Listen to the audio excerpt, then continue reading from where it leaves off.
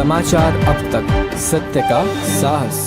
नमस्कार, मी नेहा आणि आपण बघत आहे समाचार अब तक। बघूया आजच्या काही ठळक बातम्या। माननीय नितीन गडकरीजी यांच्या संकल्पनेतून नागपूरमध्ये खासदार सांस्कृतिक महोत्सव होतो आहे।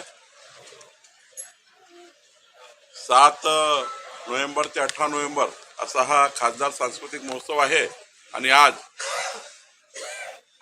छत्रपती शिवाजी महाराजांच्या वैभवशाली इतिहासामधील 155च्या वर गड किल्ल्यांचं एक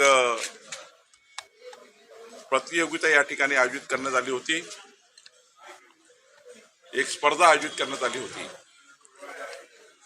शिवछत्रपती शिवाजी महाराजांच्या वैभवातील किल्ल्याची प्रतिकृती तयार करण्याची स्पर्धा आणि मला या गोष्टीचा आनंद आहे की आज या ठिकाणी नागपूरमध्ये 155 गड किल्ल्याचं प्रदर्शन या ठिकाणी झालं। एक मोठी प्रेरणा या ठिकाणी नागपूरकरांना मिळाली।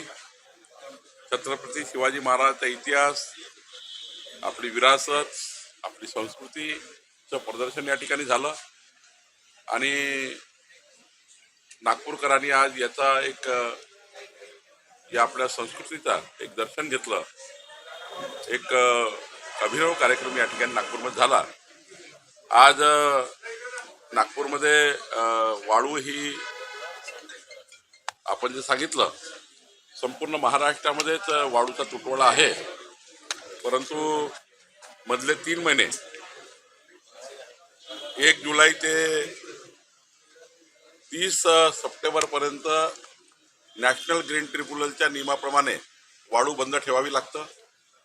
3 महिने पूर्ण वाळू बंद असतं, खोदकाम बंद असतं, कुठेही मशीन लावता येत नाही, कुठलीही वाळू काढता येत नाही आणि त्यामुळे हा 3 महिन्याचा जो मधला पिरियड होता त्यामुळं एक तुटवडा निर्माण झाला। परंतु आता पर्यावरण विभागाने आणि महसूल विभागाने जवळपास 350 वाळू घाट आता लिलावाकरता आणलेले आहे। नागपूरमध्ये 4 तारखेला जवळपास 20 लिलाव होते आहेत। यावेळी मोठा वाळू साठा नद्यामध्ये आहे। भंडारा, गडचिरोली, नागपूर, चंद्रपूर आणि पूर्ण महाराष्ट्रात जवळपास 500च्या वर वाळू साठे उपलब्ध आहेत आणि त्यामुळे मला वाटतं पुढच्या 15 दिवसामध्ये वाळूचा प्रश्न संपेल आणि सोबतच आता एमसँड पॉलिसीमध्ये काही सुधारणा या आणण्यासाठी आपण निर्देशित केलं होतं। उद्यापर्यंत एक एमसँड पॉलिसीमध्ये नवीन त्या ठिकाणी सुधारणा येतील आणि या राज्यामध्ये कृत्रिम वाळू तयार करण्याचा एक मोठा उपक्रम राज्यात सुरू होईल। एका जिल्ह्यात 50 एमसँड क्रेशर देण्याची शासनाने मान्यता दिलेली आहे।